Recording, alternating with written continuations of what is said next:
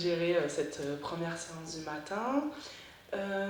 Donc je vais laisser la main à notre amie Charlotte de Wert, qui, au-delà d'être notre amie, travaille aussi à l'association Inflamme, qui organise les rencontres des cinémas du Maghreb et du Moyen-Orient. C'est bien ça. Avec qui nous sommes souvent en partenariat, et on a eu vraiment envie de proposer à Charlotte d'animer cette masterclass avec Hassan. Chaque année on fait appel à quelqu'un de différent, et voilà, on est très contents qu'elle ait accepté notre invitation. Je vous passe la parole, et puis je vous souhaite une bonne après-midi, et voilà, c'est très bien, on est très contents d'être toute cette journée avec vous, en tout cas. On a un seul micro ? Oui. Oui. Non, il y en a deux. Je pense que oui, pour le temps de l'échange, ça peut être plus pratique si on en a deux. Ouais.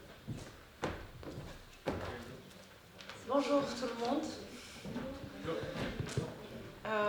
De même, comme ça a été dit ce matin, je partage complètement le plaisir d'être avec vous aujourd'hui. Ce sont des occasions qui sont rares, de pouvoir être ensemble, prendre un temps pour échanger.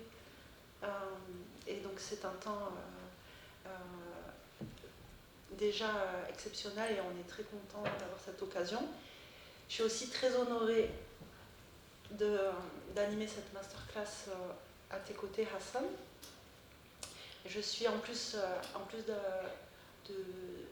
d'avoir la chance, voilà, de te rencontrer régulièrement. On est de la même ville, on a des amis en commun, etc. Je suis aussi touchée par ton cinéma, et c'est donc une belle expérience que d'en discuter avec toi aujourd'hui. Je n'ai pas véritablement une approche d'analyse cinématographique, c'est plus un ressenti et bon, des réflexions que je te propose qu'on partage cet après-midi. L'idée, donc très vite, je vais te donner la parole. On a échangé pour préparer cette masterclass, et notre envie, c'était de trouver, si ce n'est une thématique, parce que notre intention, c'est de vous présenter son travail, que tu puisses partager ton cheminement, d'où tu viens, comment tu as rencontré le cinéma et la fabrique de tes films également, prendre le temps à partir d'extraits de descendre dans la fabrique des films. Mais on avait envie d'avoir un fil rouge. Et dans notre échange, ce qui a précédé cette journée, on s'est entendu sur le fait de convoquer une réflexion sur cette dualité de la vérité et du mensonge. Il y a, dans le film qu'on a vu ce matin, Dans ma tête un rond-point, une très jolie phrase de Hamou qui dit justement qu'il ne cherche pas, qu'il ne veut surtout pas tomber dans la vérité. Et tu m'as proposé en fait une phrase de Kateb Yassine, qui est donc un grand écrivain, poète et dramaturge du XXe siècle algérien, qui donc, dans certains de ses écrits, aborde aussi cette question.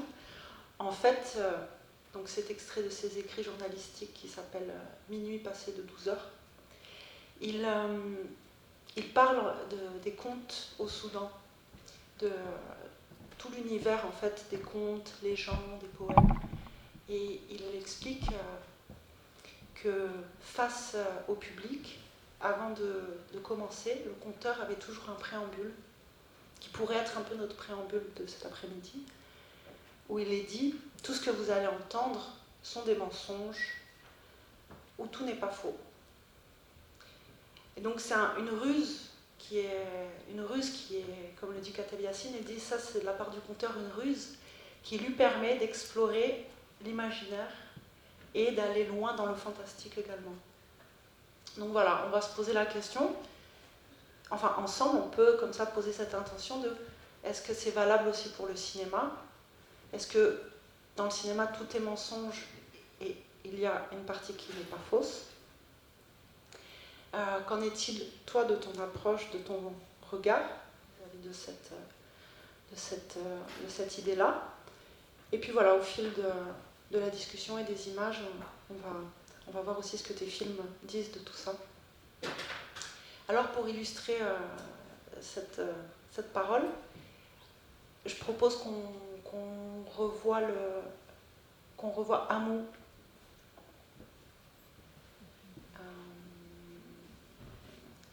Voilà, à ce moment-là. Merci.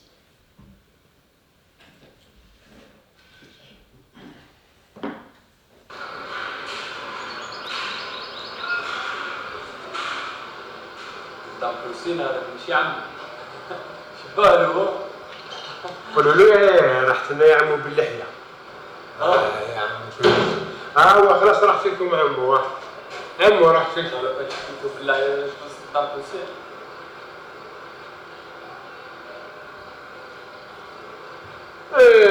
قلت لك عمو تعرفني انا الكذب ما يكذبش بصح الصح ما نطيحش فيه عمو الكذب ما يكذبش بصح الصح ما نطيحش فيه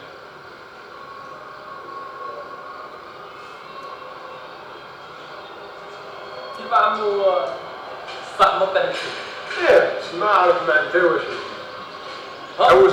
حوس ما عرفش تلقى واش الكذب ما يكذبوش بصح ما نطيحوش فيه ياك عم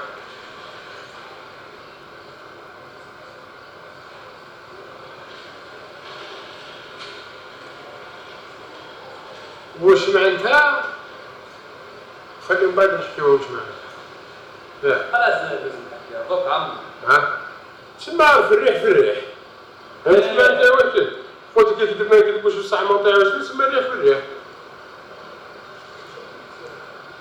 يقول ما كاينش اللي يظن بالك بقى عمو بالك بقى وين راه الصح كاش ما لقيت الصح نداوي لا وين راه الصح انا ما لقيتوش الصح 60 سنه ولا نحوس ما لقيتوش كلشي اللي عطاني الصح عمو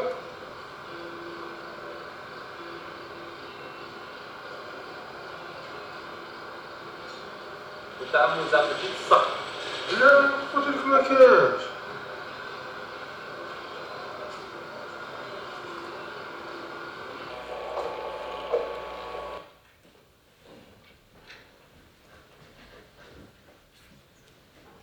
Merci.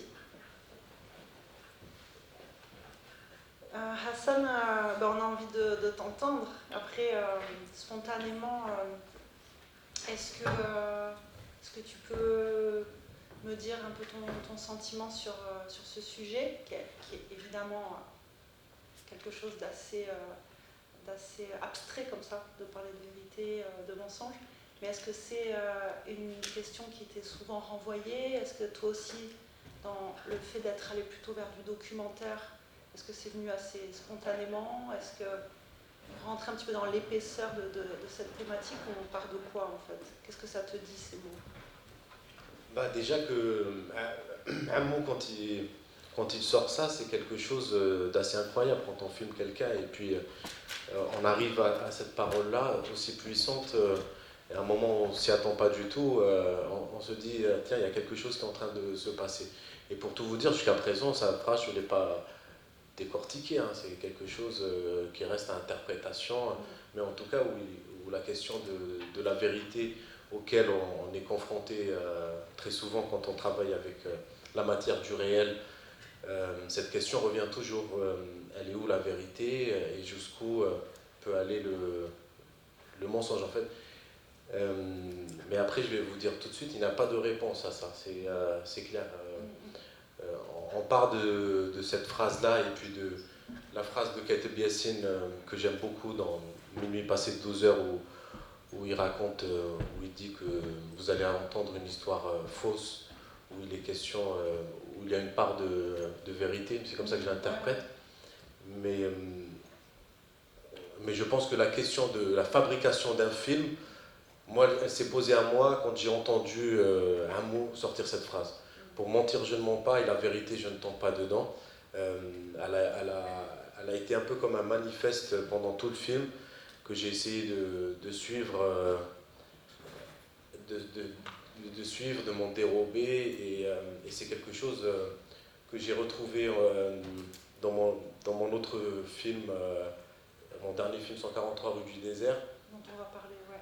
On parlera, mais je peux dire que voilà, il y a le protagoniste principal qui à un moment dit les gens mentent mais ne savent pas mentir. Et pareil, et j'aime beaucoup en fait quand c'est un des protagonistes qui sort des phrases qui sont pour moi d'une lourdeur et d'une force que voilà, après on suit ce cheminement-là. Et je sais pas, je voulais aussi rebondir avec cette... Là, comme on commence avec ça, c'est assez costaud. Et même moi, je ne maîtrise pas tout. Hier, j'ai essayé de me dire, tiens, je vais essayer de conceptualiser ça, mais en fait, ça ne sert absolument à rien. Mais je me suis dit que j'allais vous raconter une anecdote que j'ai entendue il n'y a pas très longtemps et qui fait écho un peu à ce qu'on a écouté de la phrase de Ammo. Et en fait, c'est l'histoire d'un gardien de cimetière à Alger. Et c'est un cimetière d'Américains et d'Anglais. En fait, pendant la Deuxième Guerre mondiale et le débarquement en Algérie, il y a des troupes, ça se passe en 42, en novembre 42, il y a des Américains et des Anglais qui viennent se battre contre les troupes vichistes à cette époque-là. Et donc il y a tout un cimetière avec qui est énorme à Alger, et où il y a ces soldats américains, anglais morts à ce moment-là.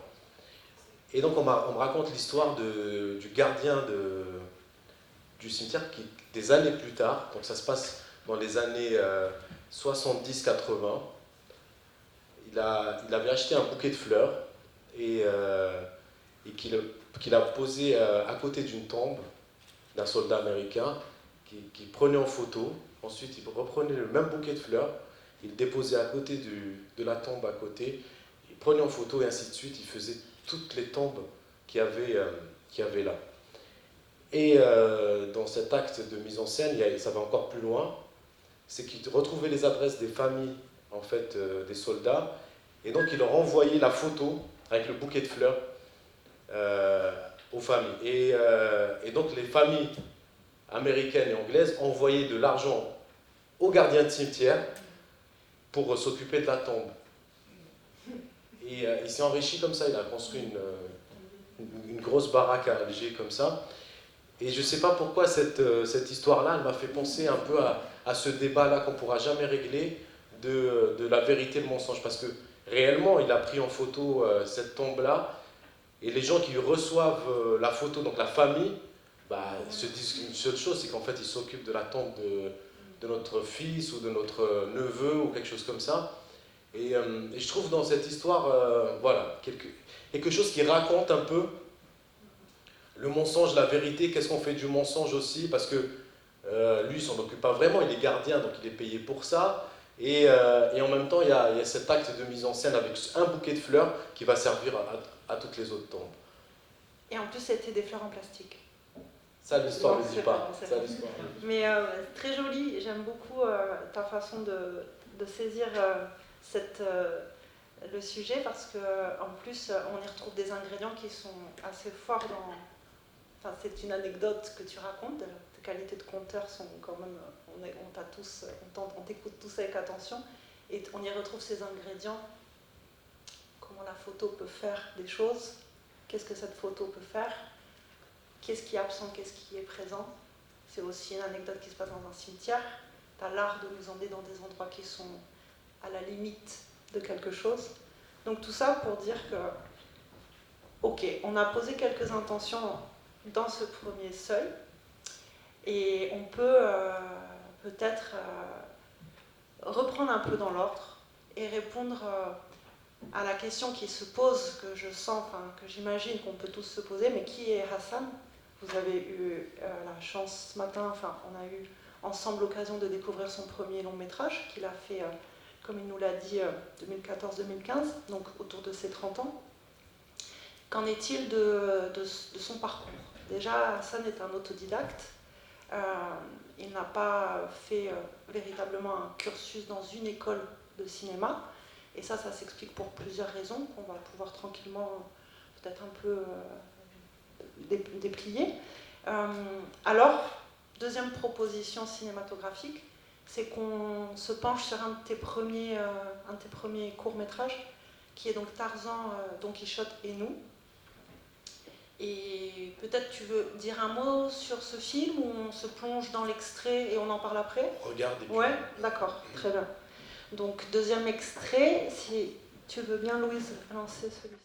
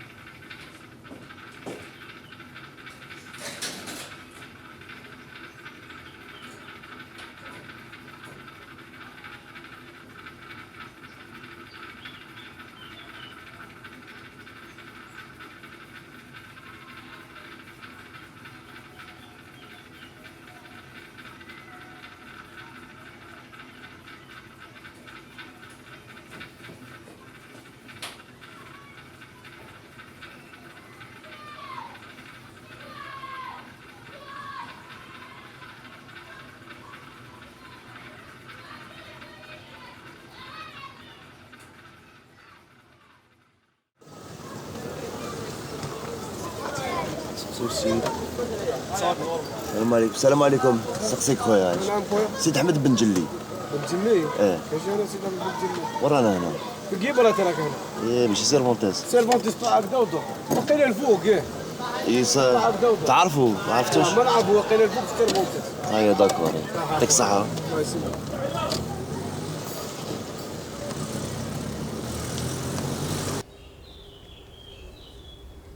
هدايا النافيامور فيونساي تاعنا من رمضان مارياج دو 3 ولا 2 ياك على بالك بوليتيك كبير ولازم دار وتكري بلا ما نحكي لك مشاكل كبار في البلاد لاباي قليله لازم يزيدوا لنا في لاباي بدا يشكي بدا يشكي زوج خدمات وما لحقناش صاحبي كنت نقطع ميديكال حبسني عبالي واش كاين في السبيطار تريح في الدار اسمع هادو ماشي فاميلتك ولا بالك كراو ميكرو جاو يقرعجو كيما هنا في جاردان دي سي ils ont tourné déjà des dessins du film Tarzan les années باينه باللي اللي موالف يجي جاردان دي سي على بالو فوالا وعرف روحو بليك سي با ان سانج سي ان ايتر هيومان عشق جانو il a tout fait pour l'avoir ميم هي حباتو هذا ما كان سيد عقلية هوايج وحباتو باش تشوف باللي الامور ما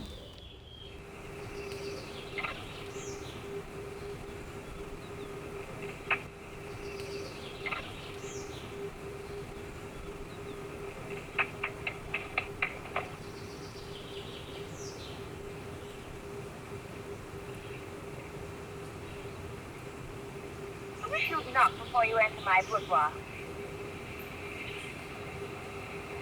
I suppose you know that's going to make your head worse. Head? Yes, head. Head. Head, that thick bit under your hair. Head. You get dizzy, you fall. You hurt yourself. Stop it at once. I'm not a bit amused. Oh, Tarzan, you see you'll fall.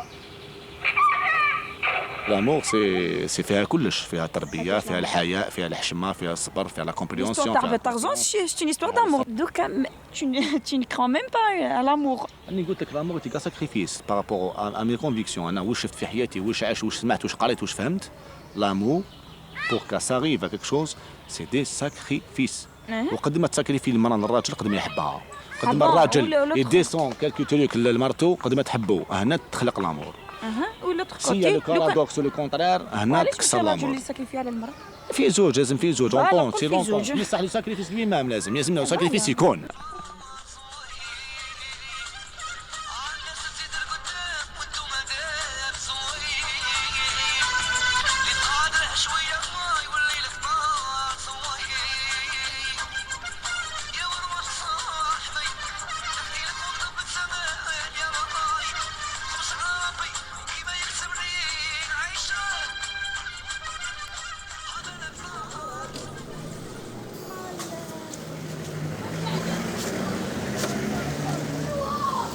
نسقسيو هذا. السلام عليكم. اسمحوا لي نسقسيكم برك. سيد احمد بن جلي. سيد احمد بن جلي. شكون؟ سيد احمد بن جلي. سيد احمد بن جلي. ايه. انا ما عطاكش النمر. ما عطاونيش النيميرو هذا هو المشكل. قالوا لي سيرفونتاس راه. ايه. ما قالكش واش من جهه؟ ما قالوا لي تم في البولفار في الرفلاري. هذه وليمه واش؟ لا نحوس عليه هو سي ان هيستوريان.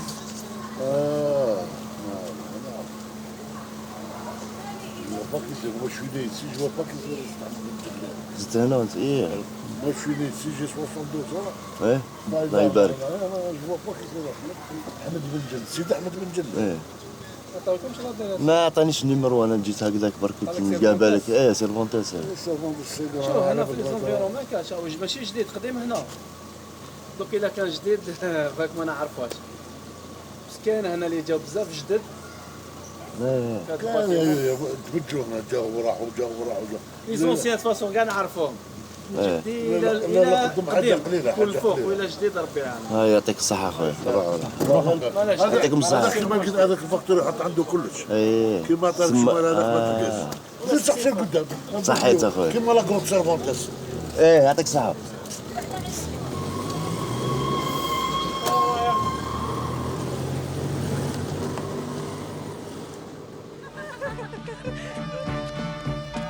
Oiga!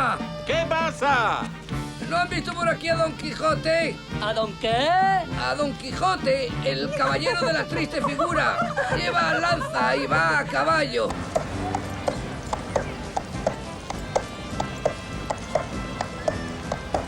Ahí va, es Don Quijote. Caramba, no lo habían anunciado en el programa de los festejos. Mira, Don Quijote.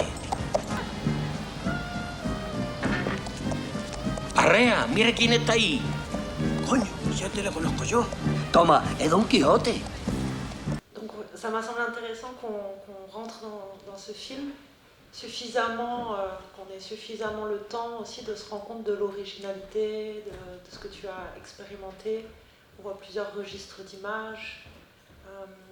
Il y a cette caméra embarquée avec, où toi tu te trouves à l'arrière avec tes deux complices et vous partez dans une quête, dans une enquête pour trouver cet historien Sid Ahmed Benjelli.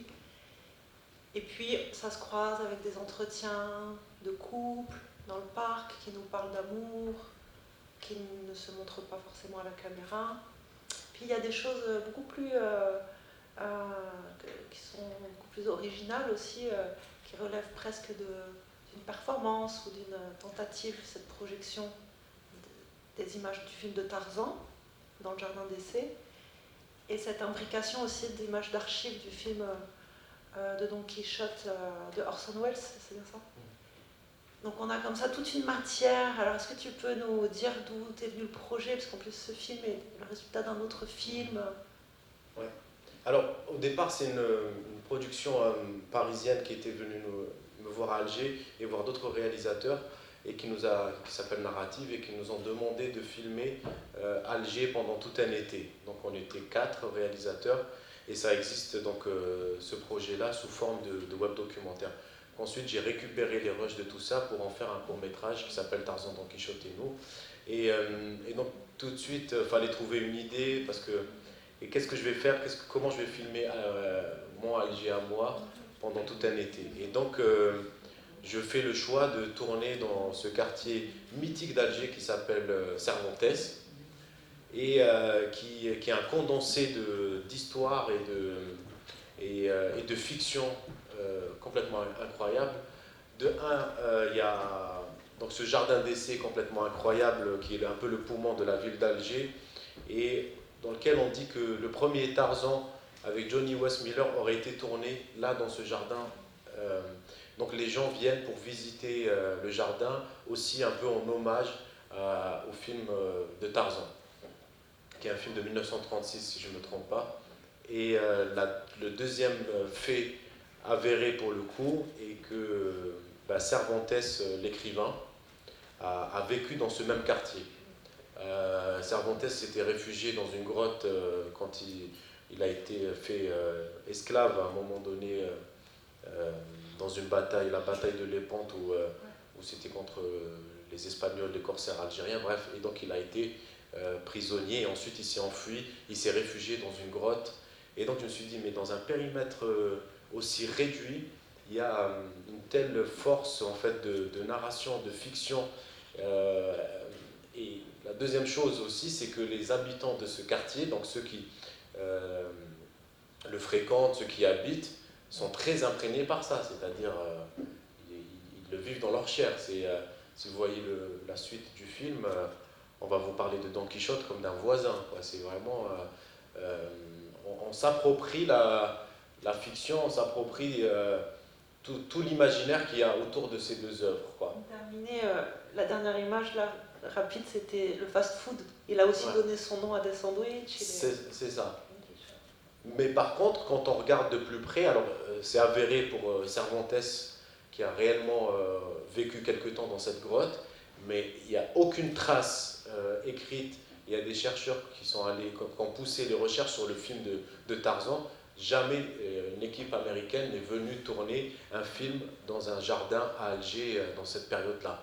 Mais il se trouve que tout le monde, en fait, si tu leur dis le contraire, c'est comme une insulte, en fait. T'es vraiment à côté de la plaque de dire que Tarzan, il n'y a aucune trace qui dit... Mais ce qui était intéressant dans cette histoire, c'est pas tant que ça soit avéré ou pas. Ce que je vais rechercher dans ce quartier, c'est la mémoire de ce quartier, c'est de quoi il est porteur, de comment on est porteur d'une culture qui pour le coup est très locale, mais aussi très universelle en même temps. Et donc voilà, le film Tarzan, Don Quichotte et nous est un temps passé dans ce quartier à interroger les imaginaires qui fréquentent le quartier. Et ouais, et donc du coup, entre mémoire collective, légendes urbaines, enfin là encore, les choses sont pas forcément, comme tu dis, vont pas forcément être avérées si on fouille et qu'on va chercher les sources et qu'on confronte et qu'on fait ce travail un peu méthodique. Et ce qui est intéressant, c'est que cette idée de l'enquête, toi-même tu la prends comme un fil qui parcourt donc c'est un court-métrage qui fait 18 minutes. Là, on en a vu presque la moitié. Et est-ce que tu peux nous en dire un petit peu plus sur qu'est-ce qui va arriver, ou alors on peut aussi le regarder, tous les deux sont possibles, pour l'enquête. Donc tu as fait cette mise en scène. Oui, alors je peux raconter rapidement, hein, parce que aussi l'idée, c'est que quand on va faire un film, c'est de s'amuser. Moi, je tiens vraiment à ce mot-là, de faire les choses sérieusement, mais tout en s'amusant, parce que on va pas faire un film sur un quartier et puis se dire que je vais faire les choses d'une manière classique. S'il y a quelque chose qui me passe par la tête et qui me paraît complètement faisable, et ben j'essaye, je tente, même si c'est bancal au départ. C'est comme l'idée de projeter le film de Tarzan sur là où le film aurait été tourné. Tu plaques une histoire sur une autre histoire. Donc j'essaye en fait de bricoler, je me souviens que j'étais dans un état un peu de transe en faisant ce film. C'était court, ça s'est déroulé. Ouais, c'était très court, c'était je pense 15 jours de tournage. On a 15 jours de tournage. Et ensuite, par rapport à ce qu'on voit à la première séquence, donc les deux gars qui cherchent un personnage dans le quartier, je me suis posé la question avant de tourner, de me dire, j'ai envie de filmer le quartier Cervantes, comment je vais le filmer? J'ai envie qu'on voit ces ruelles, qu'on aperçoive les gens qui habitent. Quelle est la manière qu'il faut trouver? Est-ce que... déjà, il y a le téléphérique, parce que ça, c'est une aubaine de ouf d'avoir un téléphérique qui surplombe le quartier en question. Donc, allez, je monte sur le téléphérique, je demande l'autorisation. C'est pas une grue que tu as. C'était, ouais, c'est la grue du pauvre.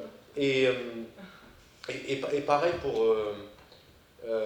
donc Samir qui sont dans le taxi, qui sont en train de chercher un personnage qui n'existe pas. Ben N'Jelly qui sont en train de chercher n'existe pas, il existe dans le livre de Cervantes, Don Quichotte. Et je me dis pourquoi ne pas sortir un personnage fictif du livre qui n'existe pas et le mettre dans la réalité et voir ce que ça peut donner. Et parce que le livre, je ne sais pas pour ceux qui l'ont lu, Don Quichotte, en tout cas je vous conseille de le lire parce que c'est un livre formidable. Le livre commence par Cervantes qui dit que lui n'a pas du tout écrit le livre, mais qu'il a trouvé un manuscrit dans un marché et que ce manuscrit était écrit par un gars qui s'appelle Sidi Ahmed Ben Njelli. Et comme c'est un mot à consonance de chez nous, Alger et tout, je me dis, allez, bah, je prends ce personnage, je le sors du livre et je vais le mettre dans le quartier et voir ce que ça peut donner. Et en fait, ça donne lieu à des conversations, à des choses, à des interactions auxquelles je ne pouvais pas imaginer. Alors, pour la petite anecdote, parce qu'on a fait le plan séquence, on a pu le faire 2 fois, c'était un plan séquence où on tournait dans le quartier, et à un moment, on est tombé sur un gars qui le connaissait. Et ça, c'est assez formidable. Vous connaissez le livre de Don Quichotte? Non, il connaissait le gars. Il connaissait Sidi Ahmed Ben Njelli. Ouais, il le connaissait, il habitait là, et puis il a déménagé. Mais en fait, ça raconte plein de choses, au-delà de savoir si c'est vrai ou pas. Mais pour moi, ça racontait une vie de quartier, ça racontait une solidarité, de comment il peut y avoir des interactions. Et voilà, donc ce film-là existe, et il existe aussi comme un laboratoire. Quand je fais ces premiers films, c'est mon 3e court-métrage, je tente des choses. Je me dis, c'est le moment d'essayer des choses, et si c'est pas maintenant qu'on les tente, bah, on les essaiera jamais. Donc ces films-là, ces premiers films sont vraiment conçus comme des laboratoires un petit peu, où je tente des choses. Par exemple, le fait que la caméra soit à hauteur et dans sa souplesse imite le pas du cheval pour faire un raccord drôle avec le film d'époque. Ça, par exemple, c'est une idée que tu as eue au montage, en testant des choses avec...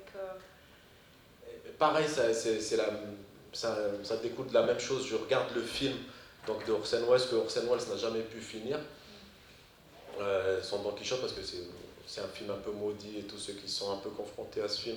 La date de sortie, quand je faisais une recherche, était située entre les années 50 et 80. Enfin, c'est un film qui s'est étalé sur... C'est ça, c'est son assistant. C'est après sa mort, c'est son assistant qui a repris les rushs et qui a monté le film.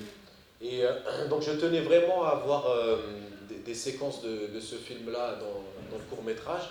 Et je me dis comment je peux les faire résonner avec le quartier.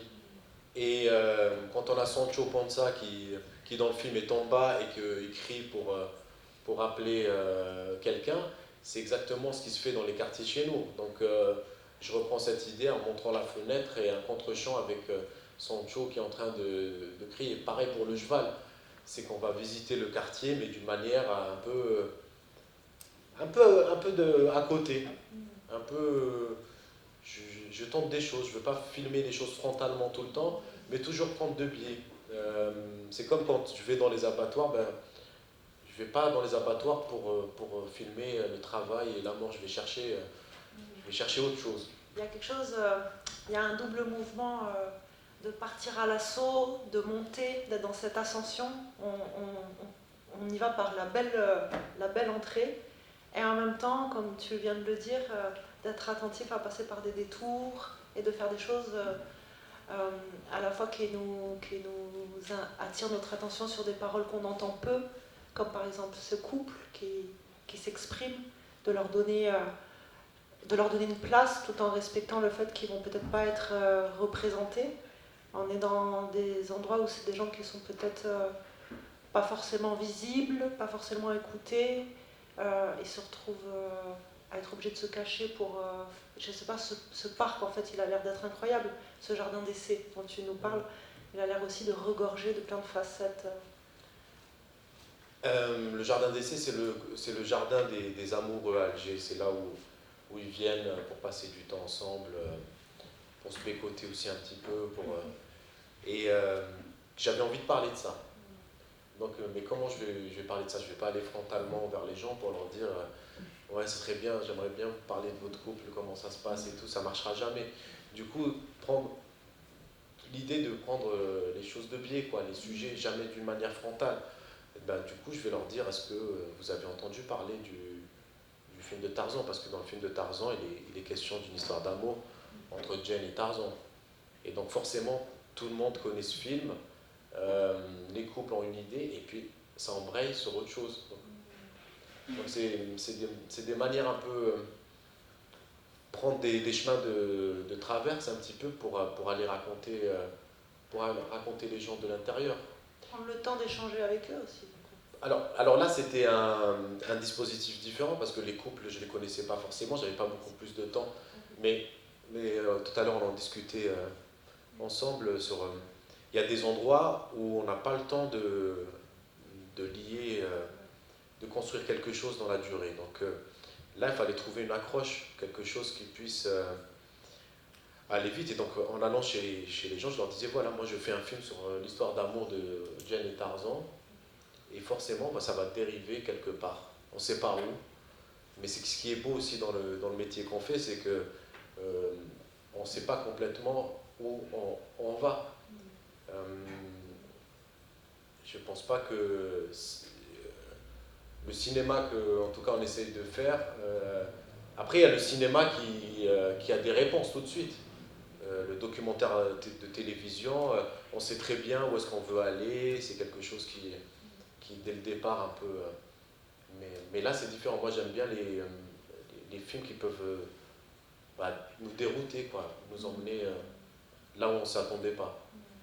Oui, et d'où je trouve intéressant donc, qu'on ait cette métaphore de l'enquête, qui est dans cette idée de partir avec quelque chose à résoudre et sur le chemin d'être surpris et de pouvoir justement aller vers un mystère, en fait, s'avancer vers quelque chose qu'on doit élucider. Je rebondis rapidement sur ça. La dernière séquence du film, il y a...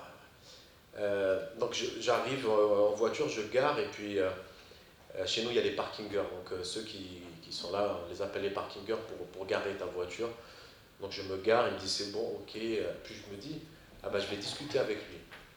Je vais lui dire, parce que c'est toujours important de dire ce qu'on fait, qui on est. Et donc je lui dis, moi je fais un film sur... salut, machin, je fais un film sur Tarzan et sur Don Quichotte dans le quartier. Et donc, et là, le parkinger, il me dit, mais c'est moi Don Quichotte. Et là, il y a quelque chose d'assez incroyable. Et en fait, réellement, les gens l'appelaient Don Quichotte parce que, en fait, il a beaucoup squatté la grotte de Don Quichotte.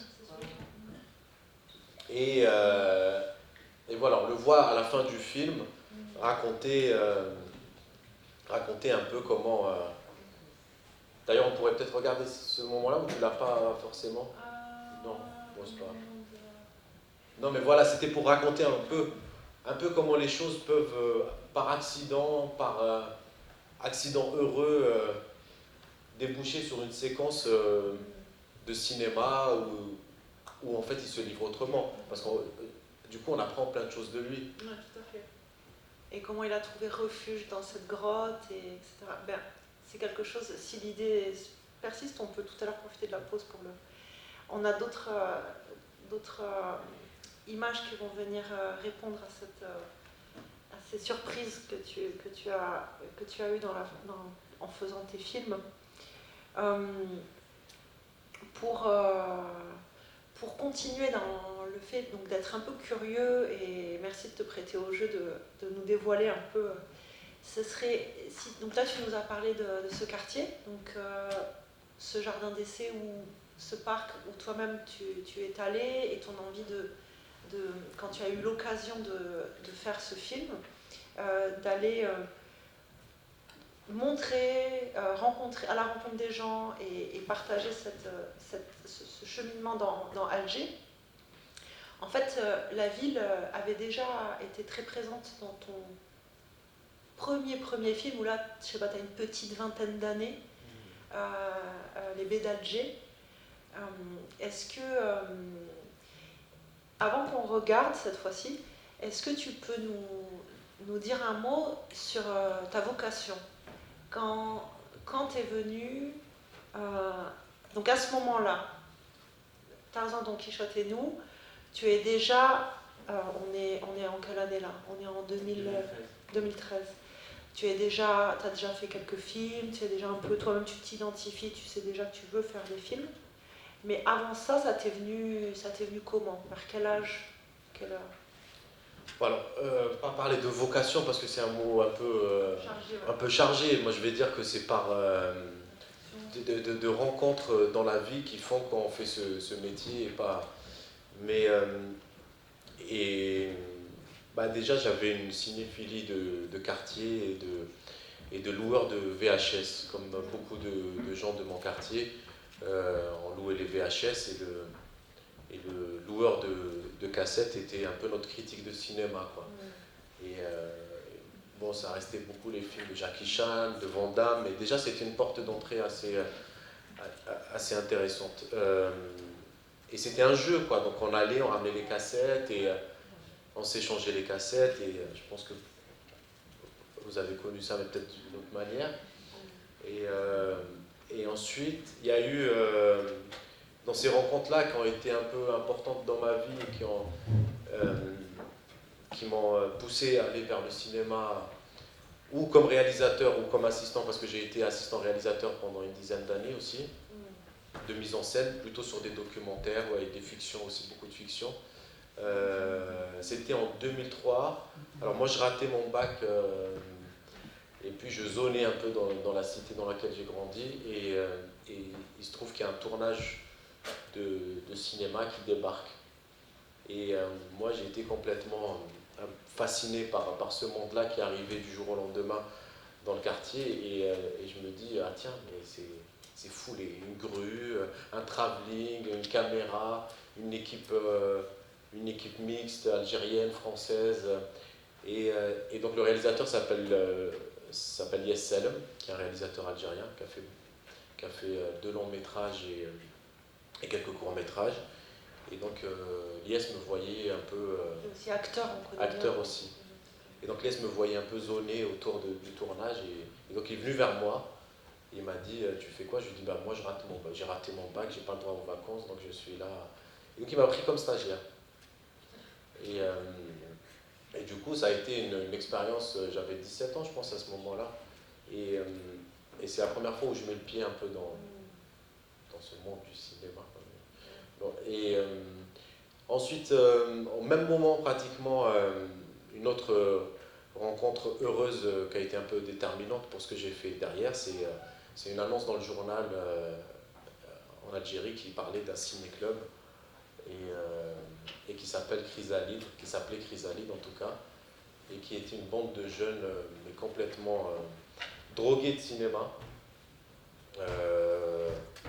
dont la plupart ont continué de faire des films ou qui travaillent dans le cinéma. Il y a Karim Moussaoui par exemple qui a fait En attendant les hirondelles, Lamine Ammar Khouja, Jabr Debzi qui est un producteur aujourd'hui. En fait, ça a été comme une école, à un moment où il n'y avait pas du tout d'école de cinéma. Et on a regardé énormément de films, on s'est déchiré pour les films. Et ça a été une porte d'entrée pour un cinéma qui ne m'était pas du tout accessible. En tout cas, que je ne connaissais pas du tout. Et à ce moment-là, je découvre Kiarostami, Tarkovsky, je découvre qu'il y a un autre cinéma que le cinéma d'action ou des universités américaines, machin, qu'on regardait à l'époque, quoi. Et là, ça a été une ouverture assez folle, quoi, parce que... C'était pas seulement, en plus, tu m'avais dit, c'était pas seulement un ciné-club. Chrysalide avait ce rôle aussi d'organiser des rencontres littéraires ou d'être aussi à l'initiative de pièces de théâtre. Une de ses animatrices était elle-même metteuse en scène. C'était ce mélange très stimulant de...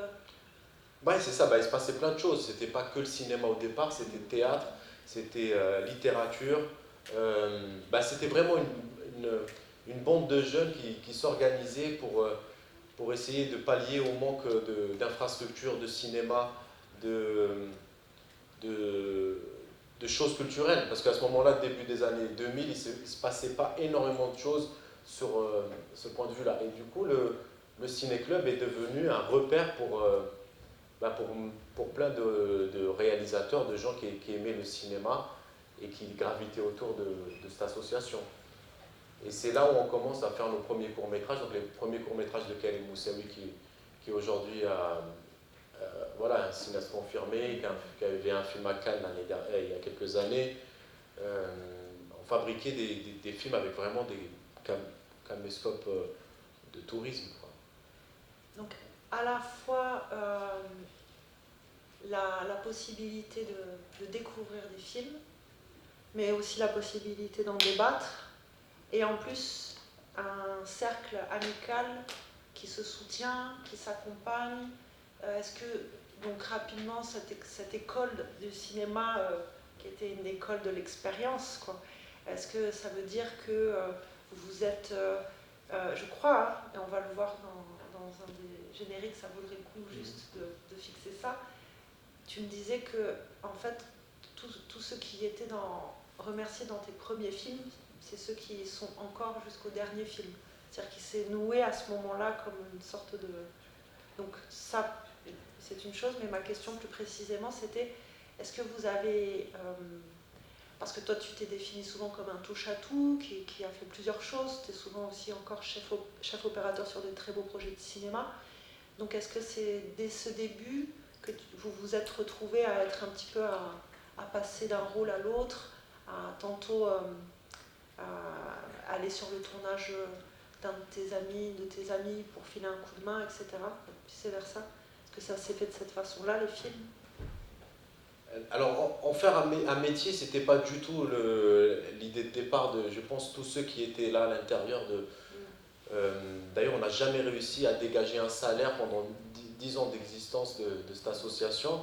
Mais ce qui était clair, c'est qu'il y avait des envies comme ça, des gestes qui nous ont amenés à faire... c'est-à-dire que Karim, quand il fait petit déjeuner, c'était en 2003 avec un petit caméscope, une nouvelle de Maupassant, où c'est un couple qui se réveille le matin pour prendre le petit déjeuner et qui ne se parle pas. On se dit pas que ces Gugus ils vont aller très loin, quoi. Je veux dire, c'était vraiment... on tentait des choses, tu vois, c'était quelque chose vraiment... allez, on essaye, quoi. On fait des choses. À côté de ça, là, il y avait la présidente de l'association qui s'appelle Hajar Bali, qui est une écrivaine, qui montait pour le coup des pièces de théâtre sérieuses.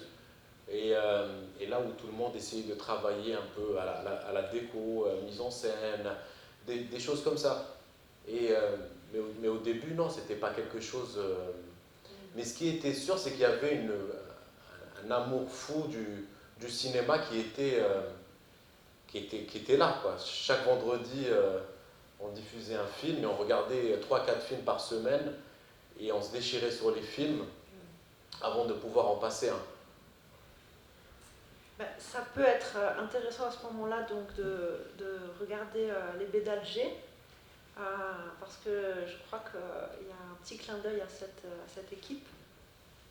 Donc les baies d'Alger, tu l'as, c'est pour juste dire un mot de synopsis, j'ai trouvé cette belle description qui parle d'une audioscopie d'Alger dans un panorama de la ville.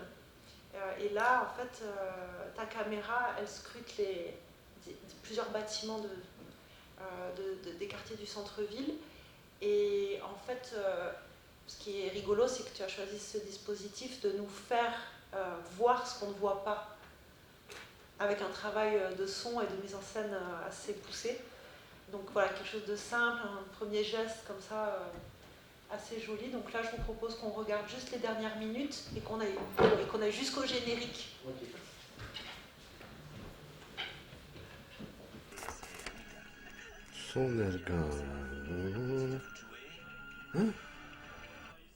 كيفاش؟ خلي 700 attends 7200 euros. Subhanallah, c'est pas possible ça. Saliha, viens voir, purée, attends, c'est tes gosses ça. شوفي ولادك. يا نمارة يا غير تريسيتي نهار كامل télévision plus d'abord. on éteint la télé, y'en a ras le bol وخلاص. بزاف. والعشية كوفر في تشوفوا.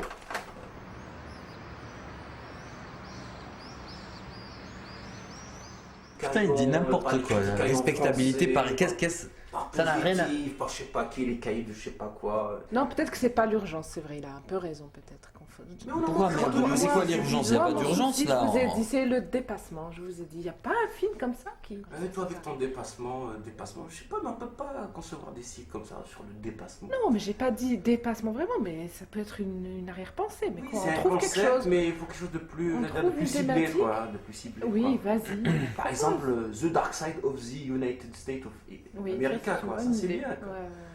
Montrer la face sombre de l'entité fasciste. Non, mais putain, c'est trop facile en ce moment. C'est trop facile en ce moment. Tout le monde est anti-américain. Non, Hollywood, il n'y a pas tout le monde est américain. Pas du tout, pas du tout. L'Amérique défense l'Irak et on adore l'Amérique. Putain, t'as qu'à regarder les infos. Saddam Hussein est une pourriture et on adore l'Amérique. Oui, c'est comme tous ces films sur le Vietnam. Tu sais qu'après, quand on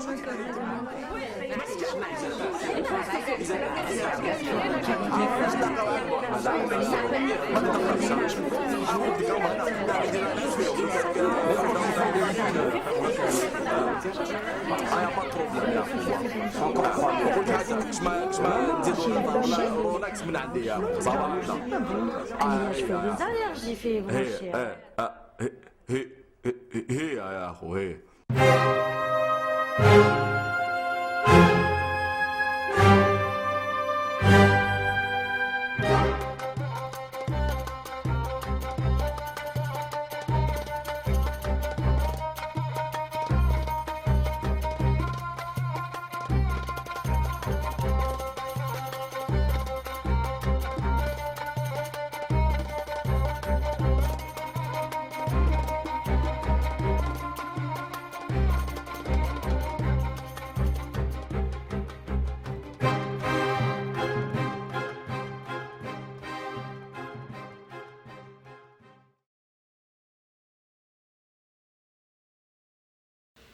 Fraîcheur du premier film.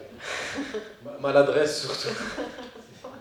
Maintenant, je trouve que ça contient. On dit souvent que les premiers objets, que ce soit film ou autre, mémoire, album de musique, contiennent nos trésors comme nos petites faiblesses. Ouais, donc je sais pas si tu. Effectivement, ce qui était le pourquoi de mettre cet extrait à ce moment-là. Tu peux nous expliquer qu'est-ce qui... Ah oui, donc le collectif de l'association dont on parlait, Chrysalide, il est dans la conversation autour du dépassement et du cycle qu'on essaie. Et c'était beaucoup des conversations comme ça. Et là, ce que j'ai fait, c'est que j'ai juste déposé un enregistreur pour enregistrer. Il savait très bien que ça allait être pour le film, mais c'est marrant parce que ce film... J'ai mis des années à pouvoir le revoir. Donc il est réalisé en 2006 dans le cadre d'un appel à projet d'une plasticienne qui s'appelle Katia Kameli. Et donc il avait lancé un appel à projet à Alger pour d'une certaine manière, filer un coup de pouce à des réalisateurs pour faire leur premier film. Et donc j'ai envoyé mon idée de court-métrage et ça a été accepté. Et donc il y a d'autres réalisateurs, il y a 5 films au total et sur les 5, je crois qu'il y en a 3 ou 4 qui continuent de faire des films aujourd'hui, déjà à ce moment-là. Voilà, mais c'était une expérience, et puis ça a permis que chacun travaille sur le film de l'autre, ça a été une expérience... Ouais, et en termes de style ou de type de film, ce que tu commences à mettre en place, c'est quelque chose qui est très différent de... Enfin, il y a un cheminement qui est intéressant, dans le sens où là, on a une caméra donc, qui ne rencontre pas aucun visage, et tout se passe par une écriture. Et toi-même, j'ai cru reconnaître ta voix. Tu joues peut-être le premier personnage quand on rentre dans le film. Donc tu as fait comme ça, tu as écrit tes scènes dialoguées, et tout s'est passé davantage dans l'enregistrement en fait. Ouais. Et l'image, c'est Stéphane Brock qui fait cette image d'Alger. Donc toi, à ce moment-là, tu touches pas la caméra, tu as une intention, tu as une idée, et tu écris tout. C'est ça. Et en même temps, je pense que c'était aussi de m'être imposé des contraintes pour son tout premier film, où je pense que je n'arrivais pas à dépasser ce cap-là, de se dire j'ai envie de filmer des personnes. Avec du recul, hein, je me dis que voilà, j'ai eu peur en fait d'aller filmer frontalement les gens. Et qu'il y avait cette envie qui était de départ, je trouve très comment dire, enfantine, quoi, de se dire j'ai envie de filmer ma ville mais d'une manière carte postale. Et c'est pour ça que je disais que j'avais mis beaucoup de temps à pouvoir revoir ce film, parce que je vois tous les défauts qu'il y a dedans, et donc de quand on a 20 ans. Mais aujourd'hui j'ai dépassé ça, et j'ai plus de facilité à revoir ce film en me disant en fait c'est ces défauts-là qui fabriquent ensuite quelque chose, peut-être, qui t'aident à construire. Mais en tout cas, il y a quelque chose où j'essaie de flirter en tout cas entre ce que l'on appelle un peu la fiction, le documentaire. J'ai envie d'essayer quelque chose. J'ai pas envie de faire quelque chose de classique à ce moment-là. Peut-être aussi imprégné par tous les films qu'on regardait à ce moment-là dans le ciné-club de Chrysalide, qui étaient des films qui ont été complètement fracassants quand on les a vus. Peter Watkins par exemple, Punishment Park, tous les films de Kiarostami, de découvrir Cassavetes, je sais pas, il y a des gens qui cassaient tous les codes à ce moment-là. Et puis voilà, et ensuite je reviendrai pour parler de tout à l'heure de ce film incroyable, Rome plutôt que vous, qui est un film, je pense qu'il y a un avant et un après Rome plutôt que vous dans le cinéma algérien, dans des dates qui sont assez importantes. Moi je vous conseille vraiment de le voir. Et quand on a regardé ce film-là, je pense que ça nous a impulsé quelque chose à tout ce groupe qui commençait un peu à faire du cinéma. Et Tariq Tegha, en fait, il arrive avec une caméra vraiment pas de grande qualité, une toute petite équipe, et il arrive à faire un film qui l'année d'après ou 2 ans après était à Venise, et s'ensuit 2 autres films aussi fabuleux, Inland et Révolution Zinj. Donc voilà, on a eu de la chance aussi dans ce ciné-club, si c'est pour parler, je ne sais pas si ça vous intéresse ou en fait pas du tout, mais en tout cas, dans ce ciné-club-là, on a eu aussi la chance de rencontrer des gens qui étaient en train de fabriquer des films à cette période et d'être en contact avec eux. Et ça, je pense que ça a été d'une nourriture assez puissante. Ce qui est bien aussi, c'est dans ce chemin-là, ce petit cheminement qu'on est en train de faire, de prendre le temps de s'arrêter sur ces étapes pour prendre la mesure aussi de cette trajectoire. Et donc tu viens de me dire que dans ce premier geste, il y avait des envies, des désirs de cinéma, et que tu es allé jusqu'à... tu as pris certaines directions. On peut compléter ce premier temps sur tes débuts en regardant un extrait de Afrique Hotel, qui est pour le coup, donc on est une décennie plus tard, enfin il s'est passé du temps. Afrique Hotel, Afrique Hotel 2000, ouais, date de sortie 10. Ah non, on est que quelques années plus tard, on est 4-5 ans plus tard, pardon. Ouais, je fais. Ah ouais, ouais. Ah ouais, dis donc. Et alors, à ce moment-là, tu es donc c'est ça, tu parlais des inspirations très fortes. Et tu me disais qu'en fait, Afrique Hotel, il a une histoire particulière, parce que donc on est... comment est-ce que tu peux juste resituer un tout petit peu quelle référence tu avais en tête, quelle envie Alors il se trouve que un des films auxquels on a eu accès en 35 mm, parce qu'on pouvait aller à la Cinémathèque d'Alger, emprunter des films et les montrer dans notre ciné-club à nous, qui est une salle qui s'appelle Zinet, donc du nom d'un réalisateur algérien qui a fait un film magnifique qui s'appelle Tahé Didou. Et donc on avait emprunté une copie 35 mm d'un film de William Klein, le photographe, et qui s'appelle Festival panafricain d'Alger. Et qui est un film tourné pendant le Festival panafricain de 1969, et où l'Algérie en fait fête Alger, et à ce moment-là un peu la Mecque des révolutionnaires africains, et reçoit pendant, je sais pas, 2 mois, l'Afrique qui vient faire la fête à Alger. Et donc c'était des débats, des concerts de musique. Je vous conseille de voir le film, est incroyable. C'est un bouillonnement de vie, de culture, et on voit la ville mais dans un état de bouillonnement incroyable. Et donc 2009, on est, je sais pas, 50 ans après, l'Algérie décide de faire une 2e édition de ce festival. Et avec des copains, donc Nabil Jedwani, entre autres, donc c'est le co-réalisateur du film, je propose qu'on refasse un peu à la même manière de William Klein à l'époque, un film sur le festival panafricain. Et en fait, on commence à filmer, donc, qui était aussi une belle fête, qui avait moins d'impact politique, c'était plus la même époque, et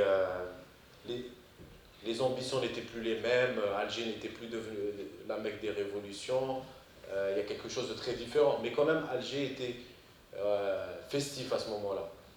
Donc on commence à filmer le festival panafricain, et on se dit qu'en même temps, c'est aussi un moment où il y a des Africains subsahariens sédentarisés à Alger qu'on aimerait bien rencontrer et voir un peu comment ils vivent ce moment-là de l'Algérie d'aujourd'hui. Sauf qu'en fait, quand on va les rencontrer, on voit qu'ils ne sont pas du tout concernés par ce qui se passe. Et donc le film se transforme, on abandonne complètement ce côté-là festif du panafricain pour se concentrer que sur 3 protagonistes et avec qui on passe du temps. Exact. Et le point commun, avec eux, c'est qu'ils vivaient tous dans le même hôtel qui s'appelle Afrique Hotel.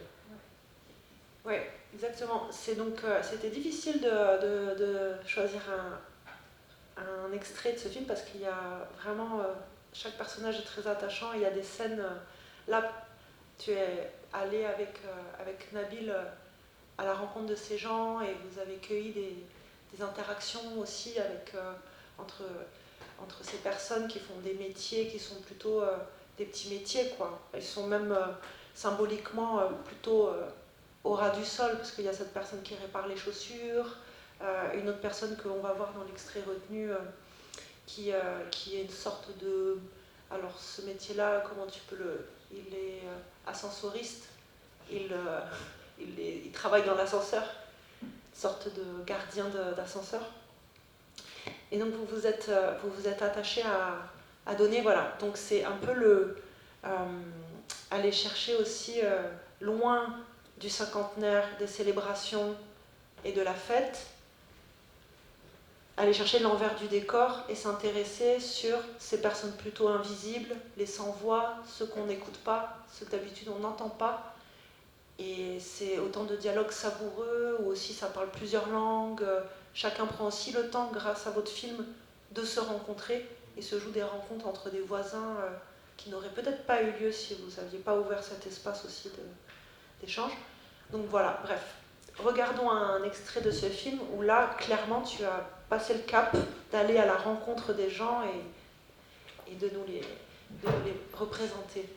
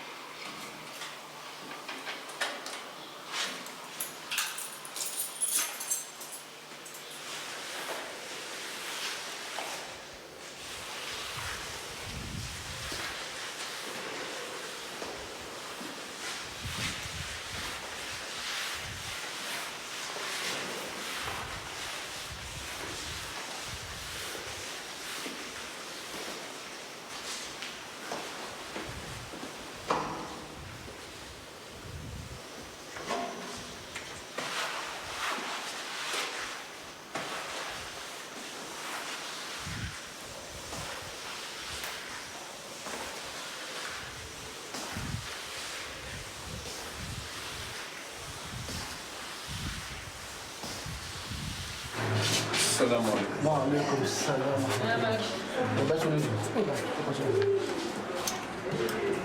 Ça va? Ça c'est un prélude de Panaf et je vais envoyer ça chez moi aussi. Bien sûr. On parlera de moi à la télévision camerounaise, Inch'Allah. Voilà. La vie d'un Camerounais à Alger. Voilà. C'est le titre du documentaire, du reportage. La vie d'un Camerounais à Alger. Voilà. Parfait. Sérieux, si c'est vrai, c'est pas... C'est vrai, voilà, c'est vrai. C'est vrai. C'est très bien. Voilà. Il faut que les Algériens aient une image, hein, un miroir où ils puissent se voir. Inch'Allah. Ça va. Allez, Salam alaikum. Oh, chez Raki. Raki Mleha. Là-bas, ça... Ah, ça, c'est mon ami. Ça va? Là-bas, dis-moi, où est... Elle est où? Elle est où, Lina? Elle est où? Tu sais pas? Qu'est-ce qu'elle est, Lina? Akoulidé.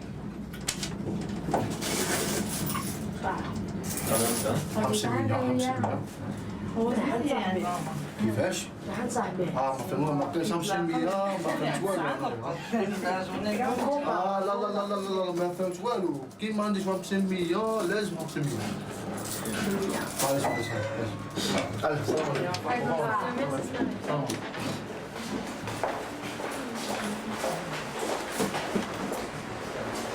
aïe aïe aïe aïe aïe.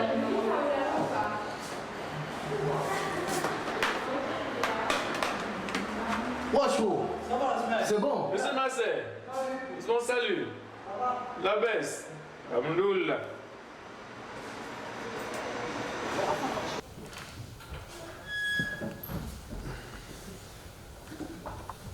Donc ça pose un peu des questions parce que c'était pas précisé qu'il y avait plusieurs sources d'images aux côtés de celles que vous avez faites avec Nabil. D'ailleurs, c'était comment vous aviez... J'aimerais bien savoir un petit peu comment vous avez travaillé ensemble. Nabil Jedouani qui est aussi réalisateur, acteur et réalisateur, il vient de faire un documentaire Rock Against Police que je vous recommande également, vous aurez l'occasion de le voir. Tous les deux, un petit mot sur comment vous avez travaillé, c'est pour cette idée de... C'est peut-être ta seule co-réalisation, je crois. Et la première partie, les premières images que l'on voit, est-ce que tu peux nous dire un mot de qui a fait ces images et comment ça s'est passé? Alors, on voulait entrer dans l'hôtel et puis les filmer, et puis on a eu un refus total du patron de l'hôtel qui ne voulait pas qu'on entre à l'intérieur pour filmer les clients qui vivaient, donc nos protagonistes à nous. Et donc ce qu'on a décidé de faire, on a donné la caméra pour qu'ils se filment eux-mêmes à l'intérieur de la chambre d'hôtel. Donc les premières images que vous voyez dans le film, c'est qu'on a passé une petite caméra et le son n'y est pas parce qu'ils avaient oublié de brancher le micro. Et donc du coup, c'est quelque chose qu'on assume et ça donne une autre valeur un peu aux images qu'ils ont tournées eux. Donc les images sonores, c'est l'équipe, donc Nabil et moi qui les avons tournées, et les images un peu de l'intérieur de l'intimité. Et puis ça donnait quelque chose d'assez étrange un peu aux images quand il n'y avait pas le son, quelque chose qui était beaucoup plus mystérieux. Donc un accident qui se transforme finalement en quelque chose qui vient un peu appuyer le récit, et puis ce côté un peu, voilà, un peu mystérieux. On a accès à la chambre, mais en même temps pas complètement parce qu'on n'a pas le son. Donc on pénètre, donc on a décidé de garder les images telles quelles. Et puis quoi dire d'autre, ça a été pendant un mois avec Nabil. Ce film-là, on l'a fait vraiment mais Fauché de chez Fauché, c'est-à-dire il n'y avait pas de production, c'était autoproduction. Personne ne croyait à ce projet-là. Et du coup, on est vraiment parti avec est-ce que tu peux passer une caméra, un trépied. On avait la niaque, on avait envie de faire ce film. Et on est partis tous les deux le faire. Et ensuite, ça s'est... Oui, voilà ce que je voulais dire tout à l'heure.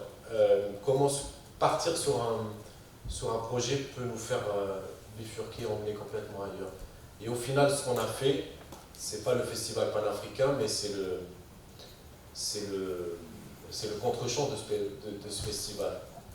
Et ensuite, on a fini le film, vraiment, ça a été très compliqué. Et puis ensuite, il fallait trouver quelqu'un qui fasse avec nous le montage.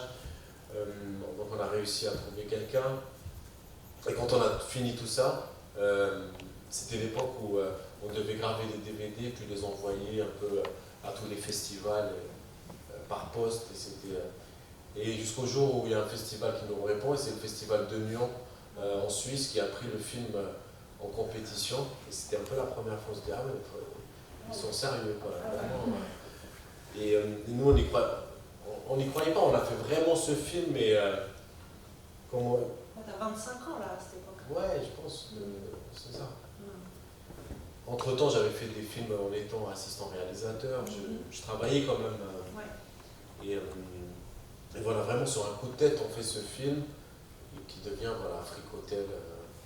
Et vous tourniez autant, oui, vous êtes tous les deux crédités pour l'image. Et le son aussi. Avec Khalil Camara, donc cette personne qui a pris la caméra, qui participe. Enfin, du coup, le film aussi devient à cette dimension aussi participative. Comme tu l'as expliqué, ça apporte à la narration de donner ces images, même si elles sont pas de son. Ça permet d'être dans une démarche, d'aller jusqu'au bout de votre démarche. Donc vous étiez tous les deux pendant un mois dans une économie très contrainte, pas beaucoup de temps, pas d'argent, et vous êtes partis à la rencontre de ces personnes qui étaient dans cet hôtel, donc dans un même lieu, qui n'étaient pas forcément dans des relations proches les unes des autres, parce que chacun nous emmène dans une direction différente. Et vous avez autant filmé l'un que l'autre, et pour toi c'était le rapport à la caméra à cette époque qui commence à bouger un petit peu. Oui, alors je te dis vraiment, ce film-là, quand j'y pense, a été vraiment un coup de folie totale. On s'est embarqué dans cette aventure avec l'appétit de vouloir tout filmer. Donc on était vraiment, on filmait mais énormément par jour. On a des heures de ce film, mais incroyable. Je pense qu'on doit avoir 200 heures de rush. On a filmé le festival panafricain. Entre 60 pour dans ma tête un rond-point. Ouais. C'est ça. Parce qu'en plus on filmait avec 2 caméras.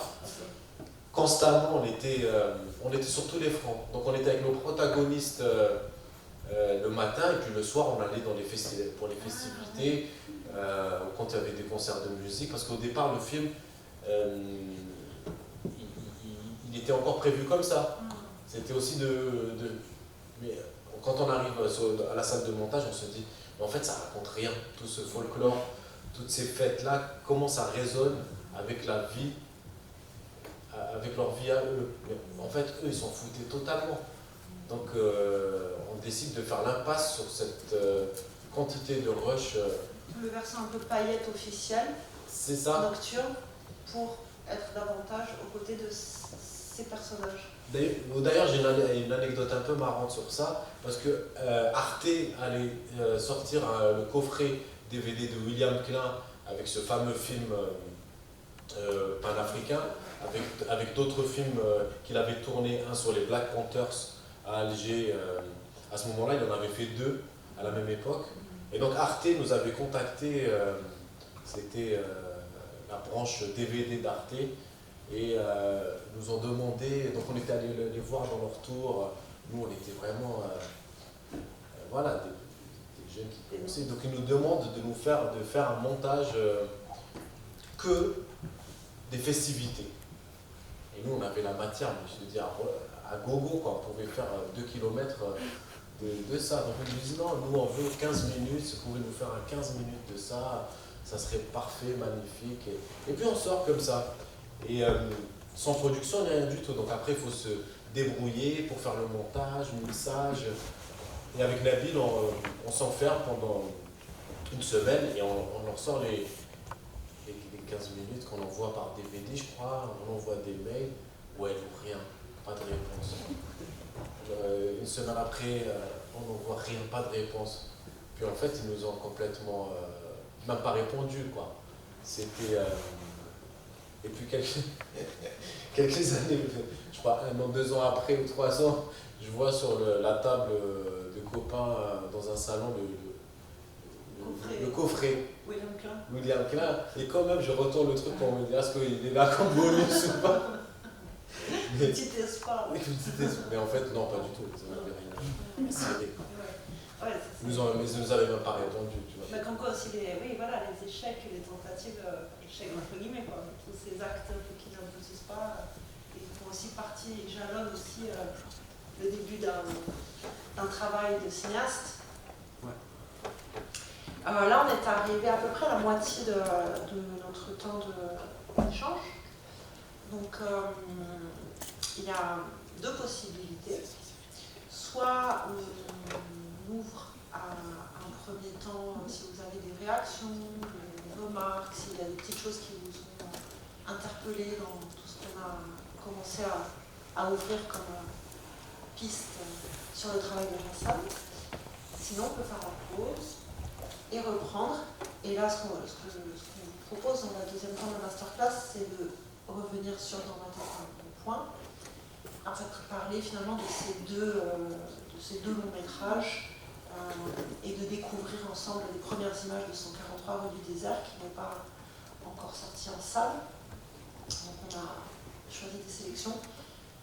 Voilà la proposition. Est-ce que il y a des réactions tout de suite ou on réserve le temps d'échange pour la fin de la masterclass? Un petit peu. Ouais.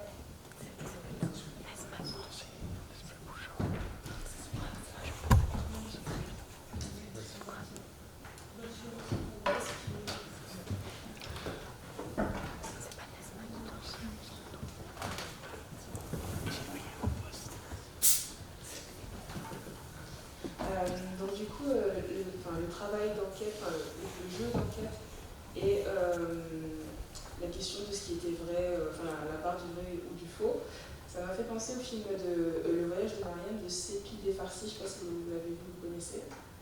Non, mais c'est du coup en fait la réalisatrice, elle prend une photo de son oncle, je crois, enfin, elle est en Iran, je crois que c'est Iran, elle prend une photo de son oncle et elle part dans la ville en disant qu'elle cherche son père. Elle est à la recherche de son père, et donc du coup, avec les habitants de la ville, elle crée son film à travers une quête imaginaire, et on retrouve on a des protagonistes qui disent l'avoir déjà vu, qui l'emmènent à des endroits où ils l'auraient vu avant, et même aussi, elle va jusqu'au bout en disant que certains veulent garder la photo pour dire que c'était quand ils croiseront le père, ils lui l'appelleront, quoi que ce soit. Et du coup, non, ça m'a fait penser à ce film.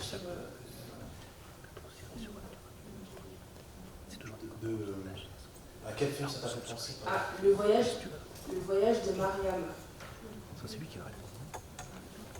Difficile pour moi de rebondir. Oui, voilà, non, mais c'est juste au cas où vous connaissez le film qui est en bonne émission.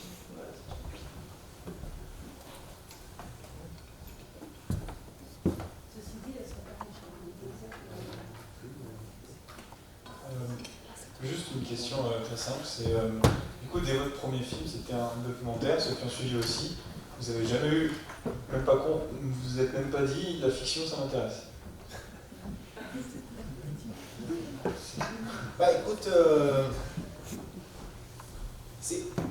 c'est à mon avis le débat ne se pose pas comme ça, parce que je me suis dit, en regardant des films, c'est vrai quand tu vois des films, par exemple certains films comme ceux de Pardon, les premiers films, La 10e chambre, ou certains films de Wiseman, je trouve que la question du cinéma, en tout cas, est beaucoup plus présente, beaucoup plus forte que dans certaines fictions, films qu'on dit de fiction. C'est-à-dire, au final, c'est qu'est-ce que ça nous raconte. Et je trouve qu'avec le cinéma du réel, notre matière, elle est vivante, elle est humaine, elle bouge, quoi. Je pense que la différence, elle est vraiment là. De quel est ton matériau de départ, quoi. Une fiction, ça travaille avec un scénario et quelque chose qui est écrit, qui est figé. Certains se permettent de contourner, d'aller un peu plus loin que ça. mais je me suis jamais forcément posé la question comme ça. C'est en fonction de ce que j'ai envie de raconter. Peut-être qu'un jour je ferai un film avec les codes de la fiction, donc avec un scénario écrit, mais c'est pas une fin en soi. Je pense que le documentaire tel qu'il est né aussi, même les films cinéma direct français ou américains ou canadiens de l'époque, il y a une charge cinématographique qui est beaucoup plus forte que dans certaines fictions. Tu vois ce que je veux dire? Donc si un jour il y a une histoire que j'ai envie de raconter, que je ne peux pas faire autrement que par un comédien qui rentre avec entrée de chant, intérieur jour, tout ça, peut-être que je le ferai. Mais pour l'instant, ce que j'ai envie de raconter, j'arrive à le raconter avec les gens que je rencontre. Et je m'amuse à le faire. Je veux dire, j'essaie de faire du cinéma de cette manière.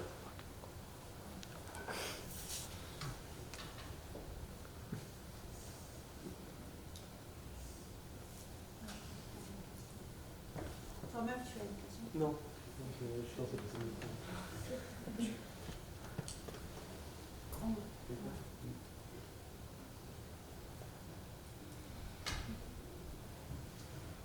Peut-être on peut, je peux reprendre le micro.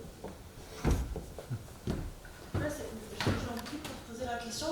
Et certaines personnes, des critiques qui s'intéressent à l'histoire du cinéma à partir des pays, du contexte plus local, soulignent que ta génération, de façon générale, elle n'avait pas forcément un attrait pour la fiction. On trouve une génération très intéressante qui s'est tournée vers le documentaire au début des années 2000, dans les années 2000, avec des films comme ceux de Tarek Teglia, bien que Tarek Teglia est davantage dans de la fiction, mais qui est traversé par un fort geste documentaire aussi. C'est-à-dire des films comme ça dont les délimitations ne sont pas si nettes.